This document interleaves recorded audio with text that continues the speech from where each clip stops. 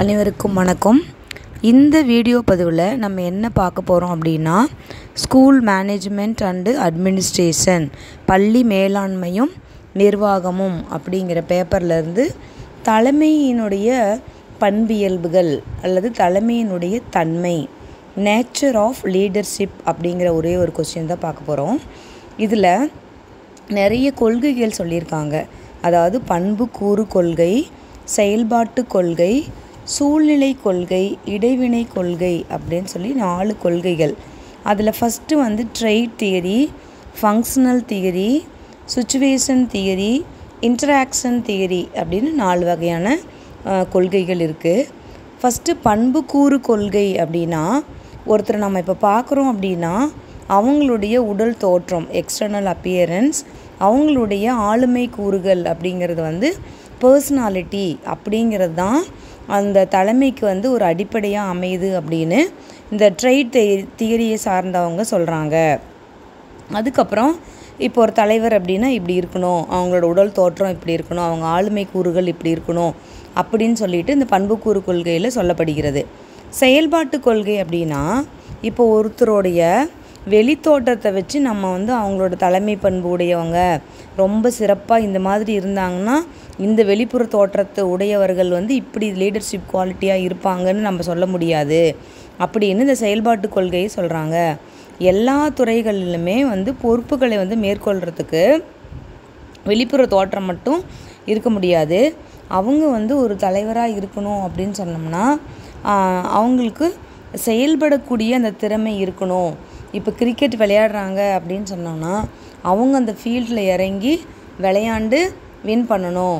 அதே மாதிரி இதுதான் பண்புக்கூறு கொள்கைக்கும் செயல்பாட்டு கொள்கைக்கும் உள்ள வேற்றுமை.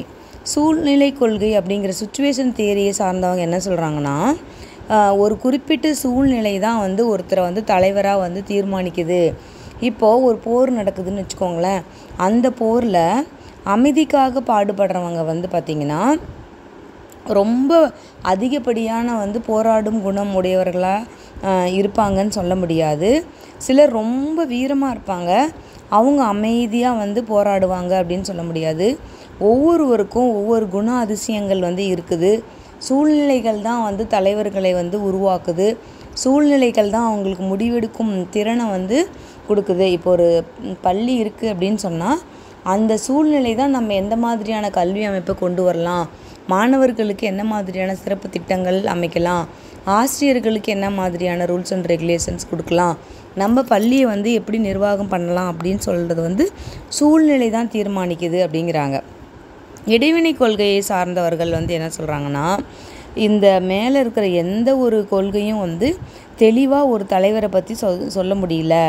தலைமை அப்படிங்கிறது ஒரு குறிப்பிட்ட இலக்கு, ஒரு கோல், அந்த கோலை அச்சீவ் பண்ணணும் அப்படின்னு அவங்களுக்கு கீழே பணிபுரியவர்களை நம்பிக்கையோடையோ இல்லை ஒரு மன உறுதியோடு இந்த டார்கெட் நாம் அச்சீவ் பண்ணிடுவோம், நம்ம இந்த அளவுக்கு ரிசல்ட் கொடுக்கணும், இந்த மாதிரி எக்ஸாம் வைக்கணும், இந்த 10% ரிசல்ட் நம்ம அதில் கொடுக்கணும், ரேங்க் ஹோல்டர்ஸ் உருவாக்கணும் அப்படின்னு சொல்லி ஒரு குறிக்கோள் வச்சாங்கன்னா அந்த குறிக்கோளை வழிநடத்தக்கூடியவராக இருக்கணும், அதுதான் தலைமை அப்படின்னு சொல்கிறாங்க. அதாவது ஒரு பொது இலக்குகள் இருக்கும்.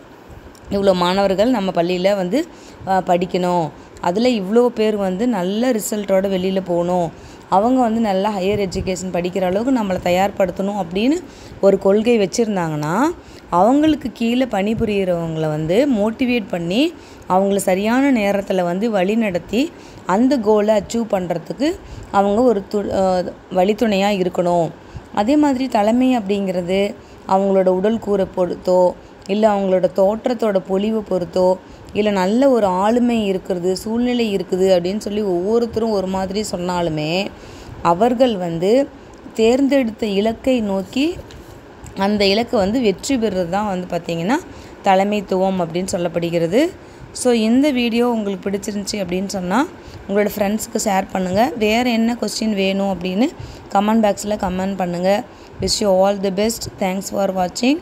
எல்லாருமே எல்லா கொஸ்டினுமே அட்டன் பண்ணுங்கள். 1 மார்க்கு, 5 மார்க்கு, 10 மார்க்கு எல்லாம் அட்டன் பண்ணுங்கள். ஹேண்ட் ரைட்டிங் ப்ரெசன்டேஷன் நல்லா இருக்கணும். ஒரு பேஜுக்கு ஏனோ தானோன்னு நீங்கள் எழுதக்கூடாது, கம்ப்ளீட்டாக எழுதணும். அந்த கண்டென்ட் நாலேஜ் இருக்கணும். ஸோ அந்த மாதிரி எழுதி எல்லாருமே நிறைய மார்க் வாங்குங்க.